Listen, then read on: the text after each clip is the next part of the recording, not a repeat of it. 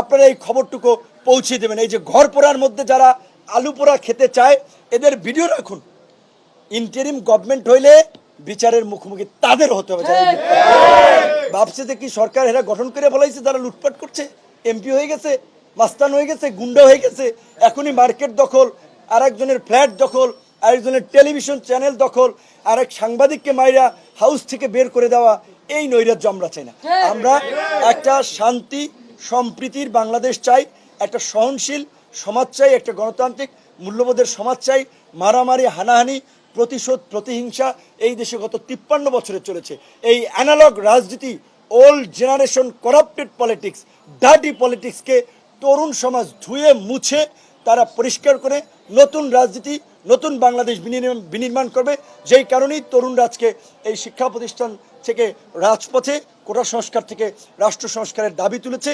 রাষ্ট্র সংস্কার করেই তরুণরা যারা শিক্ষার্থী তারা শিক্ষা প্রতিষ্ঠানে ফিরবে, যারা রাজনীতি করছে তারা আগামীর বাংলাদেশের নেতৃত্ব দেবে। এই দেশে সাগর রুনি সহ যেই সাংবাদিকদের হত্যাকাণ্ডের শিকার হয়েছে তাদের বিচারও আমরা দাবি জানাই এবং আমরা তার জন্য সোচ্চার থাকব। যেসব সাংবাদিকরা 100 গ্রাম রাঁধুনি হলুদ বা মরিচের গুঁড়ার সাথে 2টি এবং 200 গ্রামের সাথে 4টি রাঁধুনি স্বাদ মিশালি ফ্রি। এই সরকারের গত 17 বছরে ক্ষতিগ্রস্ত হয়েছেন অনেকের আমরা জানি, দেশে থাকতে পারে, সম্পদ কেড়ে নিয়েছে, তাদেরও আমরা পাশে থাকব। এবং আপনাদের প্রতি একটা অনুরোধ থাকবে, এই ফ্রিডমের জন্য, আপনাদের পেশার জন্য আপনাদেরকে লড়াই করতে হবে, আমরা পাশে থাকব। এবং আমরা যে গণতন্ত্রের জন্য লড়াই করছি সেই লড়াইয়ে নাগরিক হিসেবে আপনারা পাশে থাকবেন। আপনাদের মাধ্যমে পুরো দেশবাসীকে ধন্যবাদ এবং কৃতজ্ঞতা জানাই যারা আমার মুক্তির জন্য কথা বলেছেন, আমার জন্য প্রতিবাদ করেছেন, দোয়া করেছেন। এই যে ভালোবাসা, এইটার জন্যই আসলে আমাদের রাজনীতিটা করা। সো এই ভালোবাসাই আমরা মানুষের কাছে চাই এবং আমরা এই সম্প্রীতি, আগামী শুক্রবার এই সম্প্রীতি সমাবেশ করার মধ্যে দিয়ে আমরা জেলায় জেলায়ও জাতীয় ঐক্য এবং সম্প্রীতি প্রতিষ্ঠার জন্য জেলায় জেলায় আমরা সফর করব। আমরা আমাদের নেতাকর্মী সহ সব দলের নেতাকর্মীদেরকে আবারও শান্ত থাকার অনুরোধ জানাই। বিশেষ করে একটা কথা বিশেষভাবে উল্লেখ করা দরকার, হামলা হয়েছে মাশরাফির বাড়িতে, সেটা অনাকাঙ্ক্ষিত, আমরা নিন্দা জানাই। কিন্তু প্রচার করা হচ্ছে যে সংখ্যালঘু লিটন দাস।